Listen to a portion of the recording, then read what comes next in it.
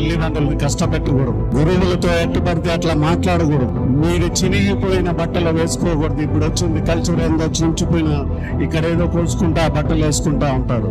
అది సంస్కారవంతమైన డ్రెస్ కాదు, అది మన సంస్కృతి అది కాదు. సంస్కారం అనేది చాలా పెద్ద సబ్జెక్ట్. ఆనాటి గురువుని చనిపోమంటాడు. మీకు ఇక్కడ గమనించాల్సింది ఏంటంటే, అధినేతలందరూ ఇక్కడ ఉన్నారు, వాళ్ళు గమనించాల్సిన విషయం ఏంటంటే, పేరెంట్స్ అందరూ ఇక్కడ ఉన్నారు, మీరు గమనించాల్సింది ఏంటంటే, కృష్ణుడు చేసిన పని ఏంటో తెలుసా? సంస్కారం నేర్పలేదని దగ్గరుండి చంపించాడు గురువుని పట్టుకొని. విద్య నేర్పుతాం, విద్యతో పాటు సంస్కారం అనేది చాలా కీలకమైన పాత్ర. ఆ సంస్కారం లేకపోతే వీళ్ళకి విద్య ఉన్నా వృధానే. ఆ విద్య ఇంక దేనికి పనికిరాదు.